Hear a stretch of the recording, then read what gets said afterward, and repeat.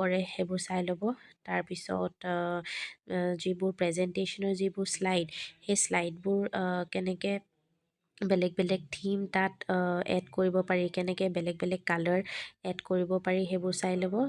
ইনচাৰ্টিং shapes, tables, charts সেইবোৰ বেছিকৈ important হয়। তাৰপিছত এনিমেশ্যন সেইবোৰো চাই ল'ব, এনিমেশ্যন ইনচাৰ্ট কৰিব পৰা সেইবোৰো আপোনালোকে প্ৰেক্টিচ কৰি থাকিব।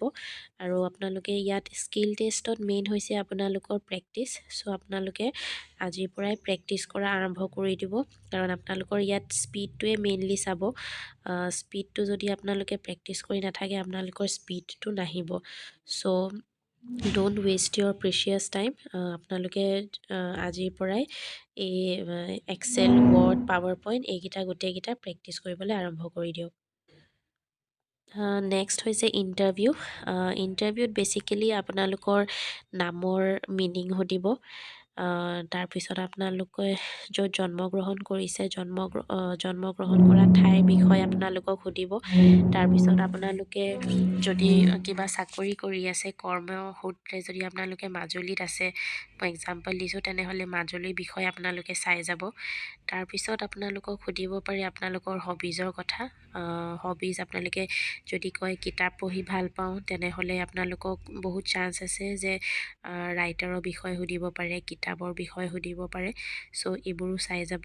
আৰু আপোনালোকে যদি হবিজত যদি পয়েম ৰাইটিং বা পয়েম ৰিচাইটেশ্যন বুলি কয়, তেনেহ'লে ফেমাছ পয়েটৰ নাম সুধিব পাৰে। ছ' সেইসমূহ বস্তু আপোনালোকে এতিয়াৰ পৰাই নোটছ বনাই লওক, আৰু সেই নোটছখিনি আপোনালোকে ডেইলি প্ৰিপেয়াৰ কৰি যাব।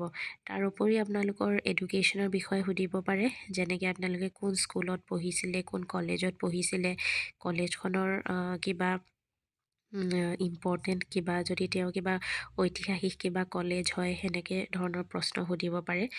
আৰু নেক্সট সুধিব পৰা প্ৰশ্নটো হৈছে যে আপোনাক এই চাকৰিটো কিয় লাগে, বা আপুনি যদি অলৰেডি ক'ৰবাত কৰ্মৰত হৈ আছে তেনেহ'লে সেই চাকৰিটোৰ বিষয়ে বেছিকখিনি সুধিব পাৰে, যেনেকৈ আপোনালোকে কি কাম কৰে, কি নাই, ছ' সেই চাকৰিটো কিয় এৰিব বিচাৰিছে, সেই বিষয়ে আপোনালোকে অকণমান চাই যাব।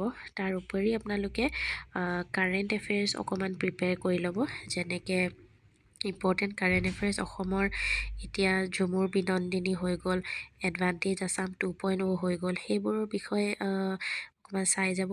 মই এক্সাম্পল দিছোঁ, যেনেকৈ ঝুমুৰ বিনন্দিনীত কিমান হাজাৰ পাৰ্টিচিপেণ্টছ আছিলে, সেইসমূহ সুধিব পাৰে। কোন কোন আহিছিলে তাত, আমাৰ দেশৰ প্ৰধানমন্ত্ৰী আহিছিলে, সেইবোৰ চাই যাব। তাৰ উপৰি